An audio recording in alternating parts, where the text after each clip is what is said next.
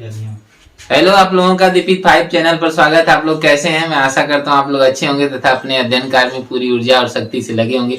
चलिए, जो हम लोग इतिहास की सीरीज चला रहे हैं उसमें हम लोग महात्मा महावीर स्वामी के बारे में पढ़ा जा रहा था। पिछली वीडियो में महावीर स्वामी के बारे में, उनकी जीवनी के बारे में पूरा विस्तार से अध्ययन किए। आइए हम उनकी शिक्षाओं और जैन धर्म की जो शिक्षाएं हैं उनके बारे में जानते हैं। तो आप लोग जानते हैं कि पारसनाथ ने 4 व्रतों को जैन भिक्षुओं के लिए लागू किया था, जिसमें अहिंसा है, सत्य है, अस्तेय है, अपरिग्रह है। 5वां व्रत ब्रह्मचर्य को स्वामी महावीर स्वामी ने जोड़ दिया था। तो आइए इसे देखते हैं। महावीर स्वामी ने पारसनाथ द्वारा बताए गए व्रतों सत्य, अहिंसा, अस्तेय, अपरिग्रह में एक और व्रत ब्रह्मचर्य को जोड़ दिए। तो पारसनाथ जो 23वें तीर्थंकर थे, यह सत्य, अहिंसा, अस्तेय, अपरिग्रह। सत्य का मतलब हमेशा सत्य बोलना, अहिंसा का मतलब किसी जीव की हत्या ना करना किसी भी तरह से, अस्तेय चोरी न करना, अपरिग्रह धन संचित न करना के बारे में कौन बताए थे? पारसनाथ के समय ये बातें चल रही थी। लेकिन जब महावीर स्वामी 24वें तीर्थंकर बनते हैं तो वह एक और व्रत, 5वां व्रत ब्रह्मचर्य को उसमें जोड़ देते हैं। तो अब कुल मिला के कितने व्रत हो जाते हैं? 1 2 3 4 और इसको लेके 5 हो जाएंगे। 5 व्रत हो जाते हैं। जैन भिक्षुओं को पारसनाथ ने वस्त्र धारण करने की शिक्षा दी थी। पारसनाथ जो थे उन्होंने जैन भिक्षुओं को वस्त्र धारण करने की शिक्षा दी थी। लेकिन महावीर स्वामी क्या करते हैं? जैन भिक्षुओं को नग्न रहने की शिक्षा दे देते हैं। महावीर स्वामी जैन भिक्षुओं को नग्न रहने की शिक्षा देते हैं। जैन धर्म की शिक्षाएं, आइए देखते हैं हम लोग जैन धर्म की शिक्षाएं क्या हैं। जैन धर्म में संसार को दुख का कारण माना गया है। जो संसार है उसे दुख का कारण माना गया है। मनुष्य जरा का मतलब वृद्धावस्था तथा मृत्यु से ग्रस्त है। जो व्यक्ति है या मनुष्य जो है वह वृद्धावस्था और मृत्यु से ग्रस्त है। व्यक्ति को सांसारिक जीवन की तृष्णाएं मतलब लालच, व्यक्ति को सांसारिक जीवन की लालच घेरे रहती है।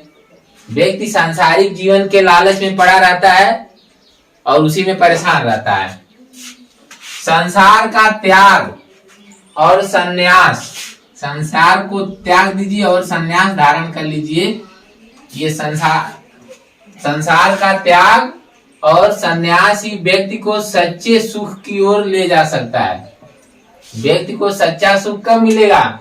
जब वह संसार को त्याग दे या फिर संन्यास धारण कर ले, तब उसे सच्चे सुख की प्राप्ति होगी। सृष्टिकर्ता ईश्वर नहीं है। जैन धर्म में बताया गया है कि जो इस सृष्टि का जो रचयिता है वह ईश्वर नहीं है। अर्थात जैन धर्म ईश्वर को नहीं मानता है, किंतु संसार को वास्तविक तथ्य माना गया है। संसार को वास्तविक माना गया है। अनादिकाल से विद्यमान है। संसार क्या है? अनादिकाल से विद्यमान है। संसार के सभी प्राणी अपने पूर्व जन्म के अनुसार ही कर्म फल भोगते हैं। जो संसार के सभी प्राणी हैं वह पूर्व जन्म के अनुसार अपने कर्म फल को भोगते हैं। कर्म फल ही जन्म और मृत्यु का कारण बनता है। अर्थात आप पूर्व जन्म में जो कर्म किए हैं उसी के अनुसार आपको कर्म फल भोगना पड़ता है। तो कर्म फल के अनुसार ही मनुष्य जन्म और मृत्यु को झेलता है, अर्थात का जो कर्म होता है उसी के अनुसार आपको कर्म फल भोगना पड़ता है, और कर्म फल ही जन्म और मृत्यु का कारण बनता है। कर्म फल से छुटकारा पाकर मनुष्य निर्वाण की ओर अग्रसर होता है। मनुष्य कर्म फल से छुटकारा पा जाता है तो फिर वह क्या होता है, निर्वाण की तरफ अग्रसर हो जाता है। इसके लिए आवश्यक है कि पूर्व जन्म के कर्म फल को समाप्त किया जाए, जो पूर्व जन्म का कर्म फल है उसको समाप्त किया जाए, और वर्तमान जीवन में कर्म फल से अलग रहें। कर्म फल से वर्तमान जीवन में अलग रहें, इसके लिए त्रिरत्न का पालन आवश्यक है। त्रिरत्न का पालन करना आवश्यक है। जैन धर्म के त्रिरत्न क्या है, जैसे सम्यक दर्शन, सम्यक संज्ञान, सम्यक चरित्र या आचरण, ये जैन धर्म के त्रिरत्न है। सम्यक दर्शन, सम्यक ज्ञान, सम्यक चरित्र या आचरण, ये जैन धर्म के त्रिरत्न है। सम्यक दर्शन, जैन तीर्थंकरों और उनके उपदेशों में दृढ़ विश्वास ही सम्यक दर्शन है। जैन जो तीर्थंकर हैं और उनके जो उपदेश हैं, उनके उपदेशों में विश्वास करिए, जैन तीर्थंकरों में विश्वास करिए, यही सम्यक दर्शन यानी सत्य में विश्वास करिए, ये जैन दर्शन है। सम्यक ज्ञान, जैन धर्म एवं उसके सिद्धांतों का ज्ञान ही सम्यक ज्ञान है। जैन धर्म और जैन धर्म के सिद्धांतों का जो ज्ञान है वह सम्यक ज्ञान है। जैन धर्म का पूरा ज्ञान लीजिए, उसके सिद्धांतों का ज्ञान लीजिए, यही सम्यक ज्ञान है। ये 5 प्रकार के बताया। सम्यक ज्ञान को कितने प्रकार का बताया गया? 5 प्रकार का।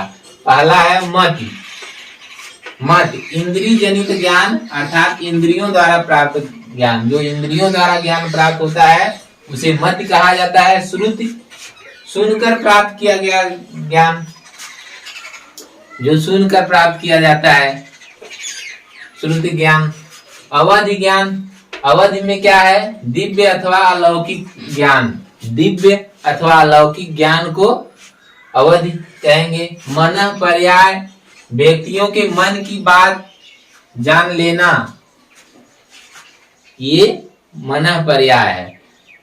व्यक्ति के मन मस्तिष्क में क्या चल रहा है इसका ज्ञान कर लेना मन पर्याय होता है। कैवल्य, कैवल्य क्या है? तो आप जानते हैं कैवल्य कैसे मिलता है? वो सर्वोच्च ज्ञान होता है, तीर्थंकरों द्वारा प्राप्त किया जाता है, कैवल्य है। कैवल्य का ज्ञान निर्ग्रंथ तथा जितेंद्रियों द्वारा प्राप्त ज्ञान को कैवल्य ज्ञान कहा जाता है। अगला है सम्यक चरित्र, सम्यक आचरण या सम्यक चरित्र क्या है? जो कुछ जाना जा चुका है और सही माना जा चुका है उसे कार्य रूप में परिणित, जो चीज जाना जा चुका है और सही माना जा चुका है उसको कार्य रूप में अपने जीवन में उतार लेना, ये क्या है? सम्यक चरित्र है। जैन तीर्थंकरों ने जो बताया, जो जान गए हैं, जो उसे सही मान लिए हैं, उसको अपने जीवन में उतारना ही क्या है? सम्यक चरित्र है। इसके अंतर्गत भिक्षुओं के लिए 5 महाव्रत, भिक्षु जो है, भिक्षु जैन भिक्षु, उनके लिए 5 महाव्रत बताया गया है तथा गृहस्थों के लिए 4 अणुव्रत बताए गए हैं। तो महाव्रत किसके लिए है? जैन भिक्षुओं के लिए। और अणुव्रत किसके लिए है? गृहस्थों के लिए। जो गृहस्थ जीवन में रह करके जैन धर्म का पालन करते हैं उनको गृहस्थ कहा जाएगा। उनके लिए अलग अणुव्रत हैं। और महाव्रत किनके लिए है? जैन भिक्षुओं के लिए है। 5 महाव्रत, 5 महाव्रत ये जैन भिक्षुओं के लिए निर्धारित है। यह जैन भिक्षुओं के लिए निर्धारित है, जिसमें पहला है सत्य, दूसरा अहिंसा, तीसरा अस्तेय, चौथा अपरिग्रह और 5वां ब्रह्मचर्य। आप जानते हैं कि पांचवा जो ब्रह्मचर्य है उसे महावीर स्वामी जोड़ते हैं, और ये जो पहले चार हैं यह पारसनाथ के समय से ही चले आ रहे हैं। तो ये जो 5 व्रत हैं इनको महाव्रत कहा गया है। ये भिक्षुओं के लिए निर्धारित है। महाव्रत भिक्षुओं के लिए निर्धारित है, इसका नाम महाव्रत रख दिया गया है। मतलब ये कठोरता से, ये व्रत कठोरता से जैन भिक्षुओं के द्वारा पालन करना है। अर्थात सदा सत्य बोलना है, हिंसा कभी नहीं करना है, अस्थिर चोरी नहीं करना है, चौथा अपरिग्रह धन संचित नहीं करना है, और पांचवा ब्रह्मचर्य का पालन करना है। आगे 4 अणुव्रत। अणुव्रत का मतलब छोटे व्रत, इसको सरलता से पालन करना है, बहुत कठिनाई से इसे लागू नहीं किया गया है। ये गृहस्थों के लिए है। गृहस्थ जीवन में रहते हुए जो लोग जैन धर्म को स्वीकार करते हैं तो उनके लिए कठोरता कम कर दी गई है। आप जैन धर्म को आराम से जैन बन जाइए। गृहस्थ रहते हुए आप इन व्रतों का पालन कीजिए। पहला सत्य बोलिए, सत्य बोलने का प्रयास हमेशा करिए। दूसरा अहिंसा, हिंसा मत करिए, हिंसा न करिए। गलती से अगर हो जाता है तो बात अलग है, लेकिन हिंसा न करने का प्रयास करिए। तीसरा अस्तेय, चोरी न करिए, चोरी न करिए। चौथा अपरिग्रह, धन संचित न करिए। कहने मतलब धन, गृहस्थ जीवन में तो धन को का संचय करना ही पड़ेगा, लेकिन अपनी आवश्यकता भर करिए, बहुत ज्यादा करने की जरूरत नहीं है अगर जैन धर्म का फॉलो करते हैं तो। और गृहस्थों के लिए कहीं कहीं 5 जो व्रत ये लिखे हैं, यही 5 व्रत अणुव्रत के रूप में दे दिया गया। अर्थात ये जो ब्रह्मचर्य है इसको भी गृहस्थों के लिए लागू कर दिया गया है, लेकिन नरमी रहेगी, इसमें कठोरता नहीं रहेगा। तो चलिए इस तरह से ये 4 महाव्रत और 5 महाव्रत और 4 अणुव्रत हम लोग देख लिए। अब आगे देखते हैं नोट के रूप में, त्रिरत्नों का अनुसरण करने से, जो त्रिरत्न है सम्यक दर्शन, सम्यक ज्ञान, सम्यक चरित्र, इन तीनों का पालन करने से क्या होगा? कर्मों का जीव की ओर, कर्मों का जीव की ओर जो बहाव है, कर्मों का जीव की ओर बहाव रुक जाता है। जो कर्म है वह जीव की तरफ आने से रुक जाते हैं, जिसे समर कहा गया है। जिसे क्या कहा गया है? समर। जिसे जब कर्मों का जीव की ओर बहाव रुक जाता है तो इस घटना को समर कहा जाता है। इसके बाद पहले से जीव में व्याप्त, इसके बाद जब समर की घटना हो जाती है, कर्मों का जीव की ओर बहाव रुक जाता है, अर्थात कर्म अब जीव की तरफ नहीं आएंगे, तब क्या होगा? इसके बाद जीव में जो पहले से व्याप्त कर्म है वह धीरे धीरे वो भी समाप्त होने लगते हैं। इसके बाद पहले से जीव में व्याप्त कर्म समाप्त होने लगते हैं। इस अवस्था को निर्जरा कहा गया है। पहले से व्याप्त कर्मों का समाप्त होना निर्जरा कहलाता है। मोक्ष के बाद जीव आवागमन के चक्र से छुटकारा पा जाता है। आवागमन के चक्र का मतलब जीवन मरण के चक्र से छुटकारा पा जाता है, तथा वह अनंत ज्ञान, अनंत दर्शन, अनंत वीर्य, अनंत सुख की प्राप्ति कर लेता है। जब मोक्ष प्राप्त हो जाता है तो मोक्ष प्राप्त होने के बाद जीव का आवागमन का जो चक्र है, बार बार जन्म लेना फिर मरना, जन्म लेना मरना, ये क्रम रुक जाता है और वह जो जीव है वह अनंत ज्ञान प्राप्त कर लेता है, अनंत दर्शन प्राप्त कर लेता है, अनंत वीर्य प्राप्त कर लेता है, अनंत सुख की प्राप्ति कर लेता है। जैन ग्रंथों में इसे अनंत चतुष्टय कहा गया है। जैन ग्रंथों में इसे क्या कहा गया है? अनंत चतुष्टय कहा गया है।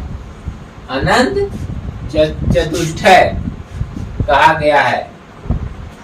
जैन दर्शन, अब हम लोग जैन दर्शन देखते हैं। जैन धर्म ईश्वर को नहीं मानता है। जैन धर्म, जैसे बौद्ध धर्म भी ईश्वर को नहीं मान्यता देता है, उसी तरह से जैन धर्म भी ईश्वर को मान्यता नहीं देता है, लेकिन देवताओं के अस्तित्व को स्वीकार करता है।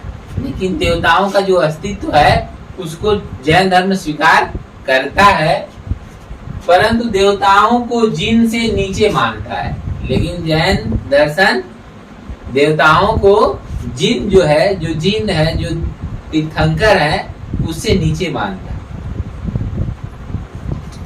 जैन धर्म संसार के वास्तविकता को स्वीकार करता है। जैन धर्म यह स्वीकार करता है कि ये जो संसार है ये शाश्वत और अनादिकाल से चला आ रहा है। इसकी जो वास्तविकता है इसे जैन धर्म स्वीकार करता है।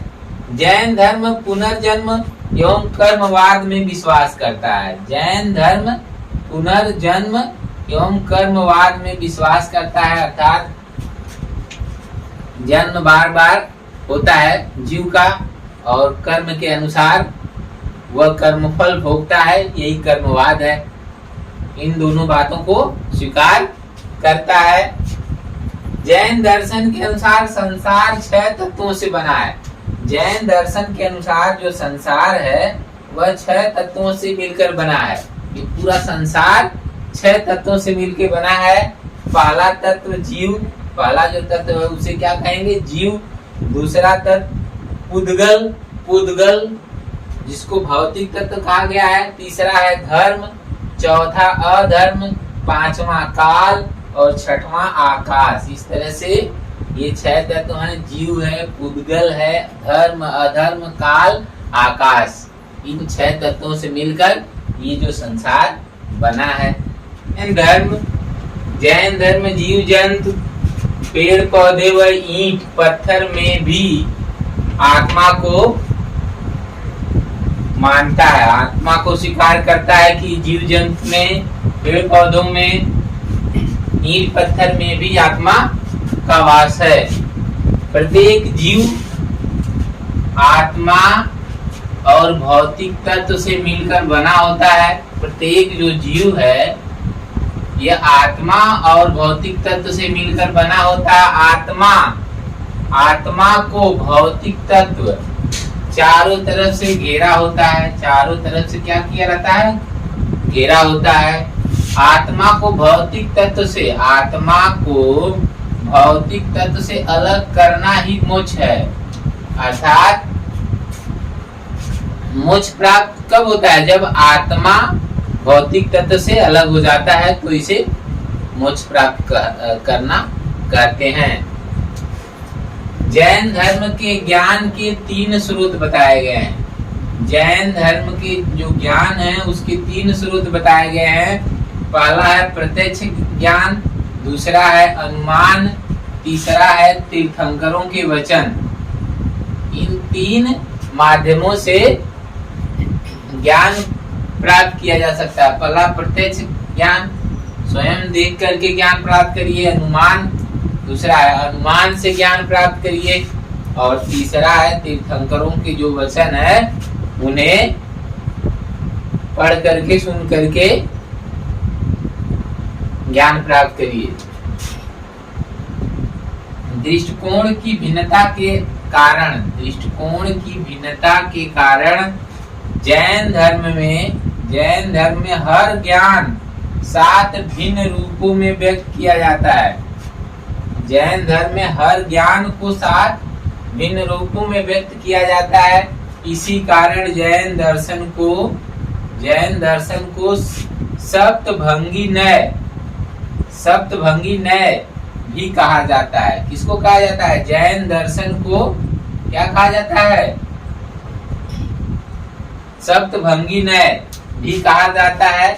इसे स्यादवाद, जैन दर्शन को स्यादवाद या अनेकांतवाद के नाम से भी जाना जाता है। जैन दर्शन को सप्तभंगी न्याय कहा जाता है और इसे स्यादवाद या अनेकांतवाद से के भी नाम से जाना जाता है। जैन धर्म में युद्ध और कृषि दोनों वर्जित है। जैन धर्म में युद्ध और कृषि दोनों वर्जित है, क्योंकि दोनों में जीवों के प्रति हिंसा होती है। युद्ध होगा तभी जीवों के प्रति हिंसा होगी, और कृषि करेंगे तब भी उसमें बहुत से जीव जैसे केचुए वगैरह ये सब की हिंसा होती है, क्योंकि दोनों में जीवों के प्रति हिंसा होती है। इसीलिए जैन धर्म में युद्ध और कृषि दोनों वर्जित है, मना है। युद्ध नहीं करना है, कृषि नहीं करना है।